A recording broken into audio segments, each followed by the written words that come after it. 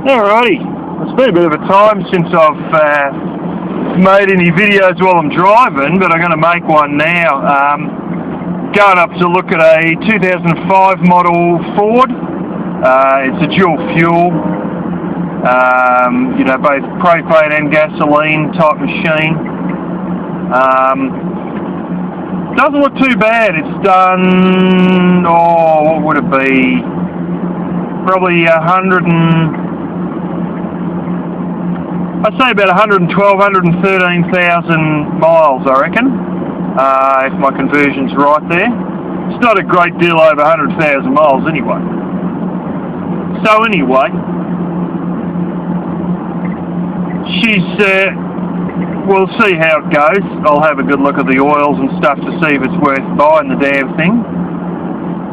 Apparently she drives nice. I've got to see the service book and a few other bits and bobs there and check out all the different fluids and whatnot to know that she is indeed not facing any future problems,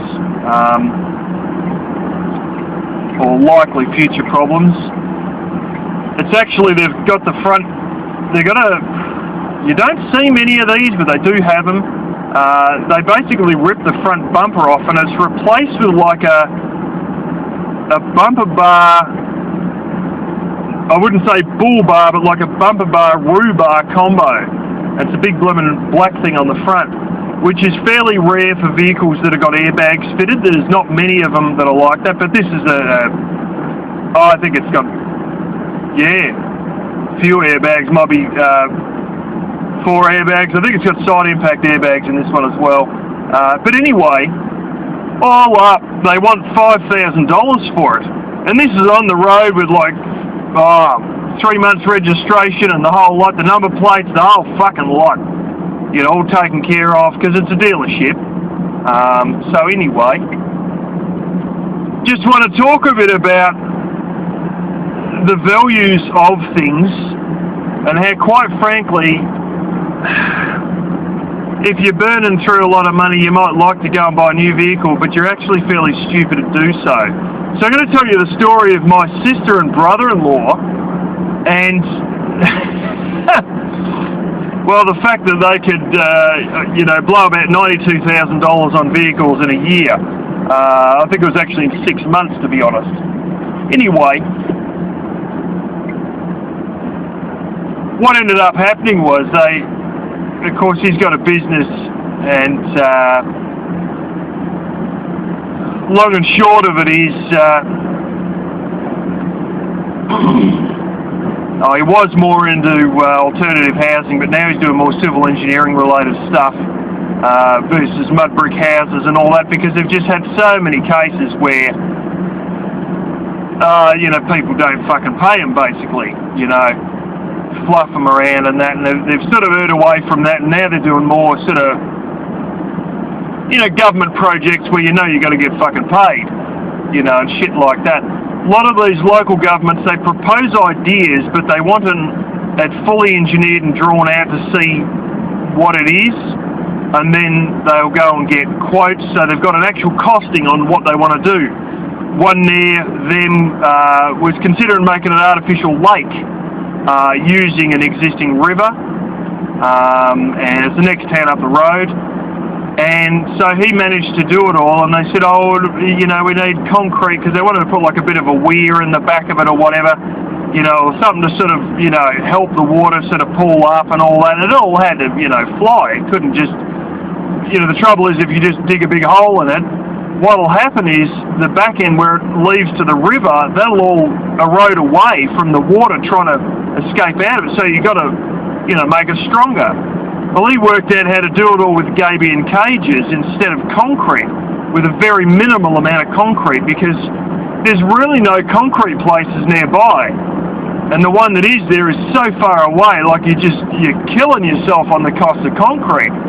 So he engineered it to be gabion cages, and they like to do all this stuff just so they can cost it and sort of put it on their wish list of future public features type thing. So anyway, never mind what he really does. Let's get back to the point here.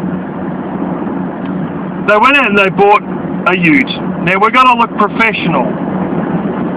So they went and got a brand new one. Now they didn't get like the base model. They got the dual cab, so we can drive around with the kids in the back. And they could have got the standard bed in there that comes from Isuzu. And do you think they got the standard bed for $800 or $1,200? Oh, fucking hell no. They got a custom engineered one. And they got everything you could fucking dream of. So the bed itself in the back has like a couple little toolboxes and whatnot. You know, and well, $6,500. You know, and of course, I don't know if that included the bull bar on the front, the running boards on the side, the fucking roof rack setup, all the other bullshit known to man. Now, mind you, he doesn't really have a use for this in a business. It's good to have a roof rack, but you know, let's just get a roof rack for the point of getting a roof rack, so that if we need one, we've got one. And the reality is he'd probably be doing renovations on his own house, and he needs a roof rack for the timber on that. You know, it's one of these things where, never mind they got a tandem trailer as well, you know, fuck using that. You know, he just wants all the stuff he can get.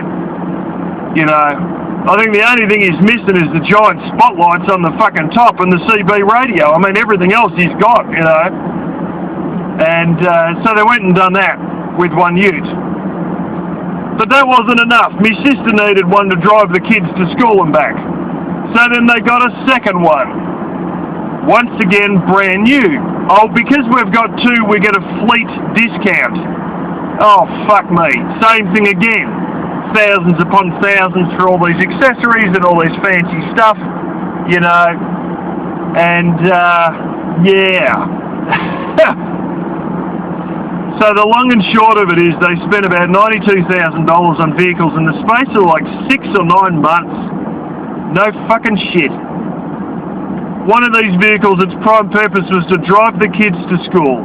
I mean, you could climb the fucking highest mountain in the country, and they're not actually terribly, ridiculously far from the highest mountain in the country. You know, it would only take a few hours drive and they'd be there, but and where they live, you can actually look around in the winter and there's mountains in the distance all covered with snow. The whole time during the winter, everything freezes to hell up there because, well, they are in the Snowy River region. So, you know, you're going to expect some snow, aren't you? So anyway, they got all the crap in the world, and, you know, she's going, oh, you know, it's a bit hard, we don't have much money left by the time we pay for these utes, sort of thing, and still paying off the mortgage on the property, and blah, blah, blah. And, you know, I barely got enough money just to buy weekly shit that we need by the time I've, you know, paid off all these utes and stuff like that. And I said, well, fuck, you know, just get something basic. Oh, yeah, but I still need something I can fit all the kids in. I said, well, fuck, go get one of these family cars, you know, like, I'm seeing the smaller ones going for fucking $900. You know, you might need to do a few things on them to get a roadworthy, but you don't drive it far, you're not going to get a propane conversion on it. You know, I'll tell you right now, propane conversion alone is like $3,500. And by the time you factor that into this $5,000 vehicle, you know, you're fucking done. Like, I've seen another car, it's a 95 model, quite frankly, it's a bit too old. But the same thing, you know, number plates on it and all that, registration, the whole lot taken care of, on gas. The fucking thing is $3,500. It is literally the cost of just a propane conversion alone, but it's an entire car. So if I was to get a gasoline-only car and convert it, it'd be the same cost as this entire car with the conversion done already and number plates on it. You know, but I'm going for something a little bit newer, $5,000. You know, and here they are, you know, 47,000, you know, before they put the fucking, all their fancy accessories on it. Oh, fuck me. You know, next thing it is 53,000, you know, stuff like this. Fucking hell. What are you doing, you know? I think one of them, the one she got cost 56 by the time they got all the fucking shit on it. My gosh, you know. So I said to her, why don't you just go get a family car? Oh, well, you know, that'll be, you know, first she needs a car that's big enough to fit all the kids in. I said, fine, family car. You know, get them for $4,000. You know, or something like my van, $4,000. Oh, but I need full drive to get through the snow. Oh, fuck me. How many miles, like, you want, like, fucking mile and a half from the school? Like, fucking give me a break. You know? Okay, so you need that. So I went out and found that you can actually get about 10-year-old, what's his names? Chinese-built full drives. They're fairly small full drives, but they're still a 5-seater with a little space in the back, you know, so they're not impossibly small. They're about $4,000 or $5,000, you know. Oh, no, brother-in-law wouldn't like anything Chinese, blah, blah, blah. You know, long and short of it is, it's got to the point they are having trouble paying this thing and they've had to go and put the price up, you know, go and sell it. So they've put it up, now they're having trouble selling it. I see ads on YouTube, you know, you can buy them brand new, $39,000 to $46,000. They got one 3 years old and they're trying to sell it for $36,000. And I was like, oh fuck me, I know it's only $36,000, but it's only $3,000 short of what the advertisements for the brand new ones are. I mean, these are single cab only, they're all very basic, they've got no accessories on them, they're probably not even a bed on the back of the things, but, you know, you just sit there going, fuck me. And she said to me initially when they first bought them, oh, we're going to trade them in 5 years' time. I said, fuck me, you want to be the one buying them at 5 years old, not trading them in at 5 years old to get a new one. The stupid thing is the loan they've paid on this fucking thing, I'm not joking, like, they're going to actually possibly be losing out. So they drop the price and they're actually going to be fucking losing money and have to pay more money back just to clear the loan. The value of this fucking thing is dropping faster than the goddamn loan payments. You couldn't fucking make this shit up. So anyway, she's now homeschooling the kids and all that, but like when the ground's frozen cold out there, it's literally frozen solid. And why the fuck she couldn't get away with, you know, I even found old 4x4s, you know, fairly low mileage, but like about 2001 model. These are Ford, these are fully four-wheel drive, some of them are V6, some are even V8, and I was finding the fucking things for $1,500. Yeah, that needs some work on them, but like, fuck me, if you don't want Chinese made, that's a Ford, you know, like, anyway. It's just unbelievable. And yet I look, you know, oh, we need something presentable for when we turn up at the, you know, to a client. Well, does it have to be brand new? I've looked at, because I was sort of interested in them, they were one of the first automatic transmission diesel pickup trucks that we could get here. 2007-2008 Mitsubishi Triton. 4x4 automatic diesel. One of the first ones they started building as an automatic. And the long and short of it is, I'm not joking, the 2016 model doesn't look anything different from the 2008 model, except for the mag wheels. The body is the same. They go and buy some of those mag wheels either from the parts section of the dealership, or maybe even get some from a wrecker. If you're lucky, a wrecker may have them, and put them on a 2008 model, and it looks like you're driving a fucking 3-year-old vehicle. That's still presentable to clients, you know? Fuck, like, does it have to be, like, brand new? Like, can't it be, like, 5 years old, or even 3 years old, or even 10 years old with a 3-year-old mag wheels put on it, you know? Fucking hell, honestly. Some people just don't get it, you know? And you just sort of like, oh, we would like to build a new house because they got an old place that's, you know, it's probably about the age of my place. Probably a little bit newer, but it might only be like 15, 20 years newer than my place.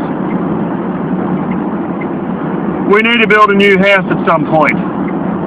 Well, god damn it, you just spent $92,000 on vehicles, and that's $92,000 less towards your new house. You know, I'm not supposed to say this, but there's something written in the will that when my parents are gone, you know, the way it works out, she might have to owe me quite a substantial sum. And don't be surprised if it's almost edging on 6 figures. Having said that, I really question if they'll even be able to afford to pay me that shit. The rate they're going now, I know my parents are like, you know, they're creeping towards 70 years old. They're not dead yet. But by hell, I'm starting to wonder.